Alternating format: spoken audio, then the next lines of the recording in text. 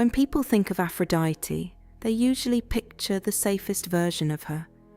Beauty, romance, roses, soft femininity, pearls, the whole thing.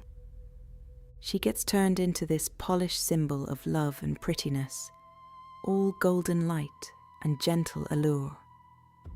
But if you go back to the myths, Aphrodite is far more unsettling than that. She presides over desire, and desire has never been a gentle little force. It can enchant, seduce, and inspire devotion, but it can also humiliate, destabilize, consume, and ruin people. That is the side of Aphrodite I find far more interesting. The side that doesn't fit neatly into modern, divine, feminine aesthetics. The side that deals with jealousy, obsession, vanity, rivalry, and power. That is where her magnetism actually lives. A lot of women are encouraged to embody Aphrodite in a way that feels strangely harmless. Be beautiful, be soft, be charming, be feminine in a way that makes everybody comfortable, be desirable, but never too aware of your own desirability, be magnetic, but make sure you stay agreeable while doing it. Aphrodite's mythology does not exactly support that version. Her stories are full of wounded pride, intense longing, possessiveness, punishment, and emotional chaos. She inspires love, but she also exposes what people become under the influence of desire. And that, to me, is what makes her such a compelling archetype. She has the beauty everyone wants, but she also carries the darker emotional charge that beauty can provoke in other people. Envy, projection, obsession, competition, insecurity. She reminds us that attraction is not always sweet. Sometimes it pulls out the ugliest parts of people. Sometimes it reveals the ugliest parts of us. So I want to talk about Aphrodite's shadow and what her myths can tell us about feminine magnetism, self-worth, and the psychology of desire. One of the clearest examples is the story of Psyche. Psyche was a mortal princess so beautiful that people began admiring her in place of Aphrodite. They neglected Aphrodite's altars and treated this human girl as though she were the true object of worship. Aphrodite's reaction was immediate and brutal. She set out to punish Psyche and put her through a series of impossible trials. It's very easy to read this story as simple jealousy, and jealousy is absolutely there. But there is something else going on too. Psyche's beauty isn't just admired, it becomes a threat. She is not quietly existing while attractive. She is drawing worship away from a goddess whose identity is deeply tied to being adored. The story captures something deeply uncomfortable and deeply human. The fear of being displaced. The sting of watching admiration shift somewhere else. The humiliation of no longer being the center of attention. Aphrodite's shadow drags that whole ugly emotional landscape into the open. Envy, pride, rivalry, wounded vanity, all of it is right there. The myths don't try to dress those feelings up as noble. They show how destructive they can become when power and identity are tied to beauty and desire. I think there's a modern lesson in that, and it's not become vindictive when another woman is prettier than you. Obviously. The lesson is about how you handle your own worth when attention is inconsistent, when someone else is being chosen, or when you feel unseen. There's a huge difference between having self-worth and needing constant external proof of it. Aphrodite's darker side shows us what happens when admiration becomes the entire foundation of your identity. Everything starts to feel threatening. Every comparison becomes personal.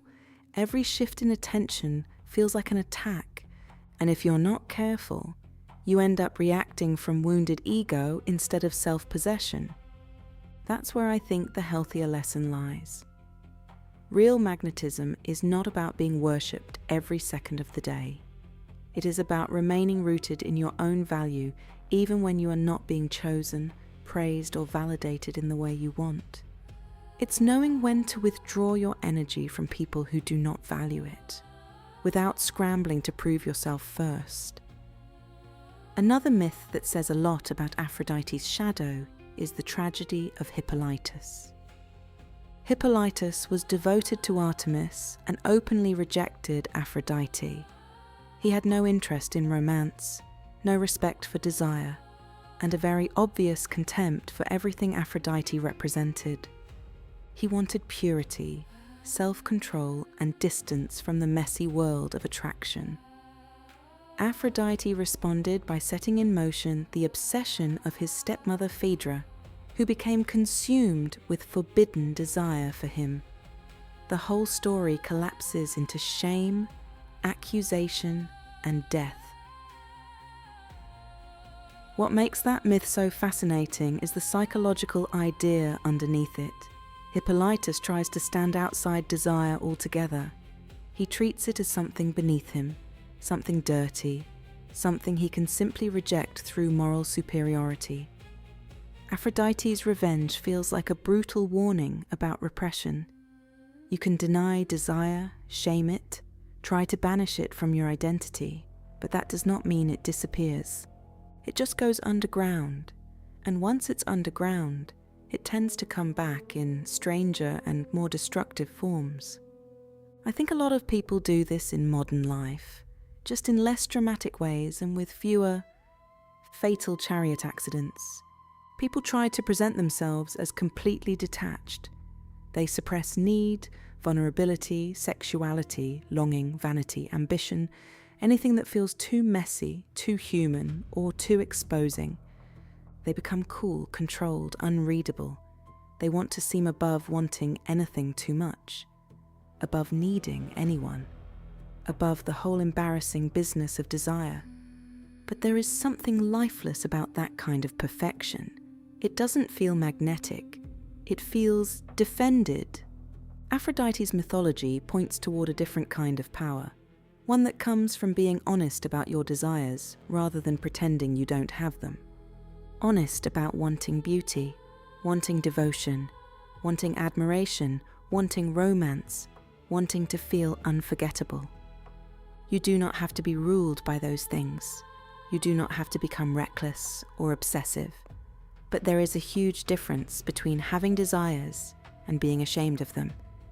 The woman who knows what she wants has a very different energy from the woman who is trying to convince everyone she wants nothing at all.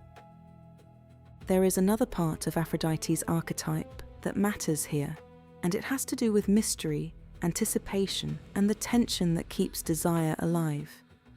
One of the reasons Aphrodite feels so powerful is because desire does not thrive on total access. It thrives on imagination, anticipation, and a sense that there is more beneath the surface. Attraction often deepens in the spaces where certainty has not fully arrived. There is a reason mystery has always been linked to allure. I don't mean game playing, I don't mean pretending to be unavailable, because some dating coach on the internet told you to take 6 hours to reply to a text. That stuff is exhausting, transparent, and usually a bit embarrassing. I mean restraint.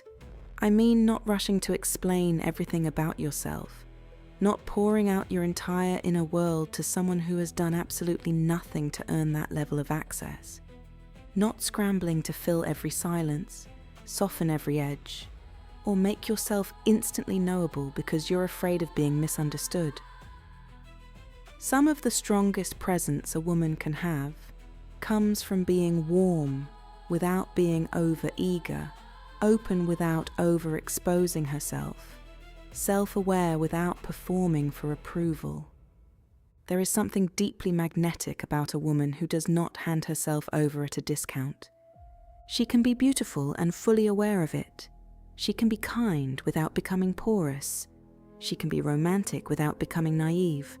She can let herself be seen without giving every stranger a backstage pass to her inner life. That is part of Aphrodite's shadow too, understanding that desire needs room to breathe, and that mystery is often destroyed by over-explanation. So when I think about the dark side of Aphrodite, I don't think the lesson is to become manipulative, jealous, or impossible to reach. I think the lesson is to stop confusing femininity with passivity, to stop reducing magnetism to aesthetics, to stop acting as though softness only counts if it comes with no boundaries, no pride, no appetite, and no self-awareness. Aphrodite is beautiful, but she is never empty. She is sensual, but she is never simple. She rules over a force that can inspire devotion and chaos in equal measure.